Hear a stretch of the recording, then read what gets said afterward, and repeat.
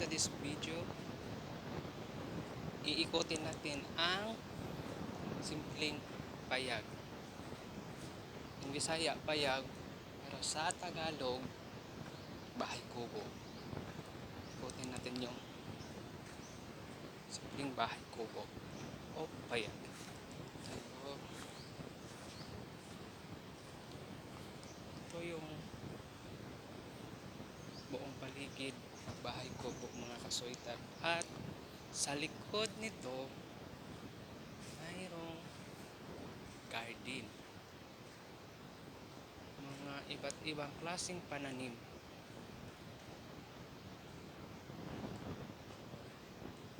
Diba? Kangkong. Wow! Kangkong. Charot! Tinoy kita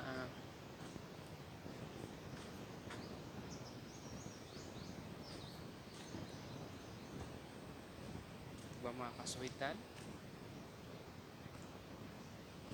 Kunting pananim sa garden, pero okay na din.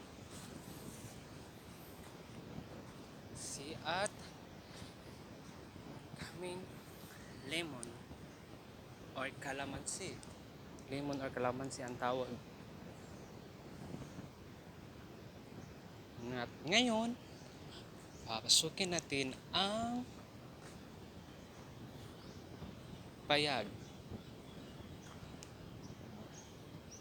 Pagpasok na lang, ito na ang bubong. Simple. Dito kami nagluluto. Tapos mga panggatong, na misa, na DIY lang. Tsaka, dalawang pusang makukulit. Yung mga kasakitan. Tapos meron tayo dito. Ang laman ay toyo.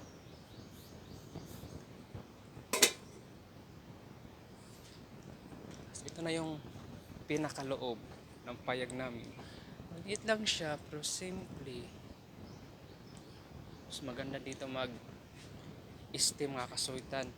Kasi tahimik. Meron kang peace of mind.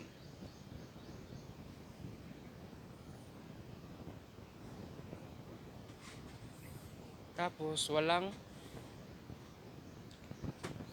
magugulo. Yan yung labas.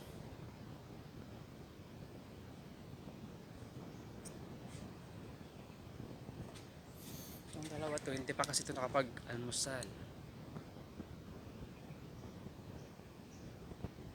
Yan. Antay-antay muna kayo mga kamingming. Mamaya pa yung order nyo. Charot.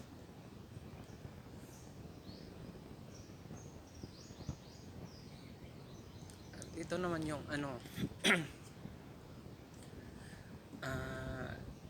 mga isang container na suka na mula sa niyog.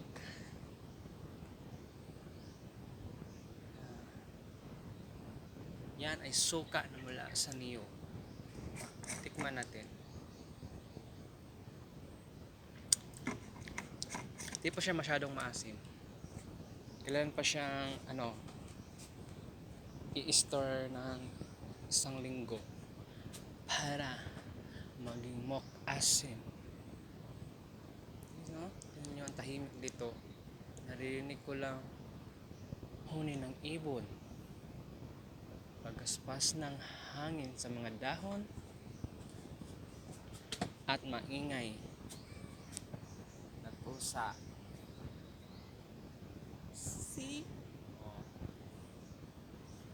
Tapos yung mga chicken manok wala dito. Naghanap na kanilang mga makakain.